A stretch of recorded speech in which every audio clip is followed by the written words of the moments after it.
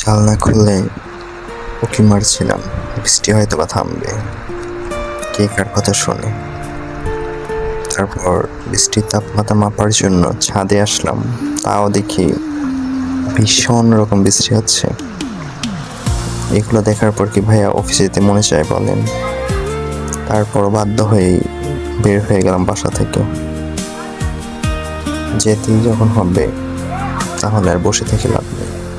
রাস্তায় নেমে আসলাম, এসে দেখতেছি গাড়ি খুবই কম চলছে, রিক্সাগুলা।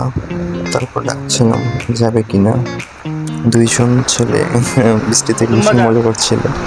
যাই হোক, রিক্সা পেয়ে গেলাম, ওনাকে নিয়ে যাত্রা শুরু করলো। যেতে যেতে বিভিন্ন গল্প, বৃষ্টি আর নিজেকে দেখছিলাম। যখন যেভাবে থাকি নিজেকে ওইভাবে উপভোগ করার চেষ্টা করি। একটু যাচ্ছিলাম ভাই আজকে অফিসে এরকম একটা সিচুয়েশনে আছে, কিন্তু দুর্ভাগ্যের অন্যের উপর ডিপেন্ড, অন্যের কোম্পানিতে কাজ করা এটাই হচ্ছে আমাদের জীবনের।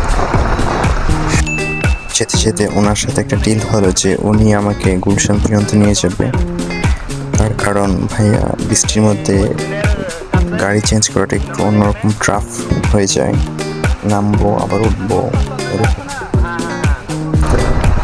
দেখতে পাচ্ছেন বৃষ্টি মানে একই ধারা চলছে, কোনো থামবে বা ওরকম কিছু হচ্ছে না। তো হঠাৎ করে দেখা যাচ্ছে খুবই বেড়ে গেছে বৃষ্টি, আর রাস্তাও ডুবো ডুবো অবস্থা। উনি তো হয়তো ভয়ে দেখেন চেঞ্জ হয়ে গেল ওনার মুডটা।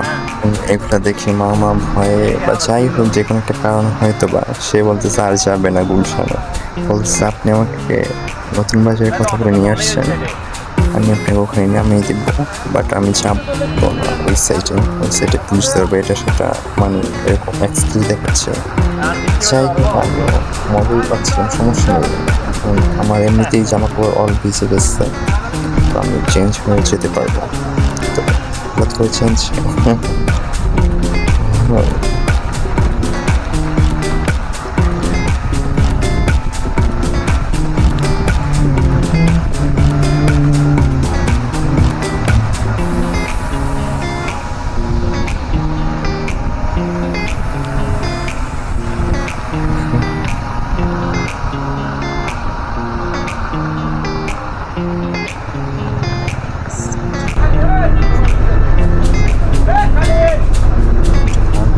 চলে আসছি বাসে এবার চারটে গুলশান নিয়ে যেত। রিক্সা নিয়ে যাওয়াটা ট্রাফ হয়ে গিয়েছিল। আমার কাছে মনে হয়েছিল এই মুহূর্তে বাসটাই বেস্ট। বসে গেছি, ওরা তাদের যাত্রী হচ্ছে। মানুষ কিন্তু বাসায় বসে নেই, সবাই তার মিস করেছে, কাজে ব্যস্ত হয়ে গেছে। ছেলে কিংবা মেয়ে সবারই তাদের কর্মীখাতায় নাম লিখিয়েছে, তার জন্য হয়তো বা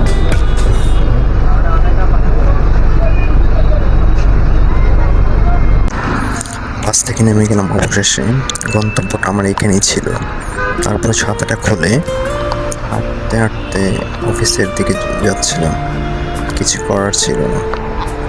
বৃষ্টি মাথার উপর রেখে এই ঝড় তুফানে আমার মতো হাজারো হাজারো মানুষ একই ঠিকানায় হয়তো হাঁটছে। তো দেখতে পাচ্ছেন অনেক লোকজন রাস্তায় গাড়ি নিয়ে বের হয়েছে। রাস্তাটা যে পার হবো ওরকম সিচুয়েশন ছিল না, তাই কি করবো, আবার সোজা হাঁটা শুরু করলাম।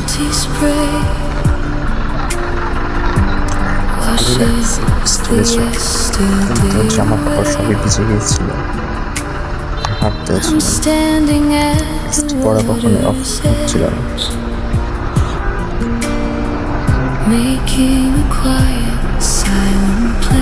বাসগুলো লম্বা সারি হিসেবে দাঁড়িয়ে আছে যাত্রীর জন্য। আমি ছিলাম হয়তো ওই সাইডটা দিয়ে বের হয়ে যাবো, দেখি ওইখানে দাঁড়িয়ে আছে কিছু লোকজন ছাতা হাতে, তাই আর বের হতে পারলাম না। সোজা হাঁটতে শুরু করছি। যাচ্ছিলাম, এখন ডিসিশন নিচ্ছি রাইট হ্যান্ড সাইড দিয়ে বের হয়ে যাবো নাকি সোজা হেঁটে। তারপর ডিসিশন গ্যারান্টেড হলো যে সোজা হাঁটবো, সাইডটা দিয়ে বের হয়ে যাবো পেছনের দিকে স্ট্রিটে। অনেক লোকজনই ছিল, সবাই আমার মতোই, কিছু করার ছিল না। চাকরি বাঁচাইতে হলে আসতেই হবে, এরকম কিছু সিচুয়েশনের মধ্যে হয়তো বা সবাই। যাই হোক, ভালো লাগছে। আবার এত বৃষ্টির মাঝে গরম একটা ঘুমিয়ে গেছিলাম।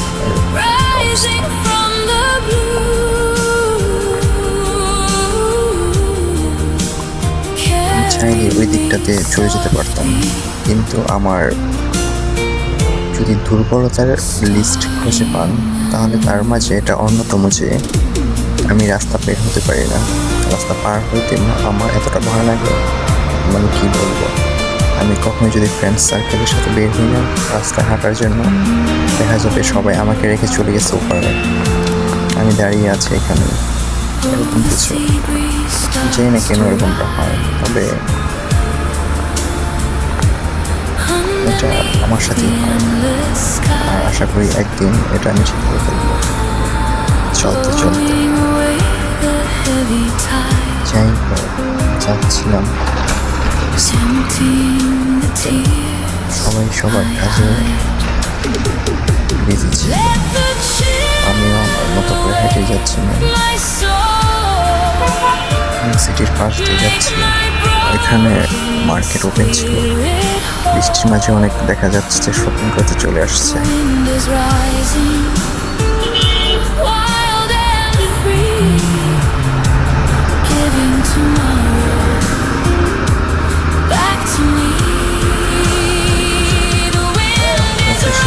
রাস্তা পার হওয়ার সেই সন্ধিক্ষণে এসে দাঁড়ালাম, কিন্তু বাইক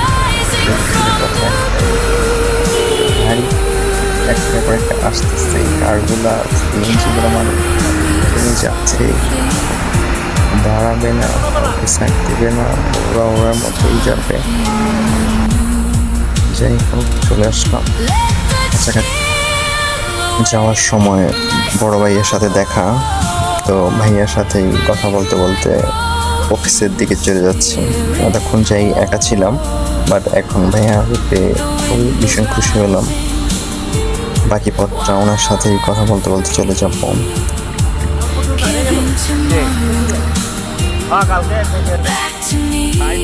ভাইয়ার সাথে ওই কথা বলতে বলতে মনে হলো যাচ্ছে জীবন জীবনের নিয়মে। হয়তোবা এটাই ছিল আমার নিয়মের মাঝে একটি অংশ। সবাই ভালো থাকবেন, সুস্থ থাকবেন এই কামনা করি। আর যতদিন পৃথিবীতে থাকবেন অবশ্যই নিজেকে নিজের মতো করে সুখী রাখবেন। ধন্যবাদ সবাইকে।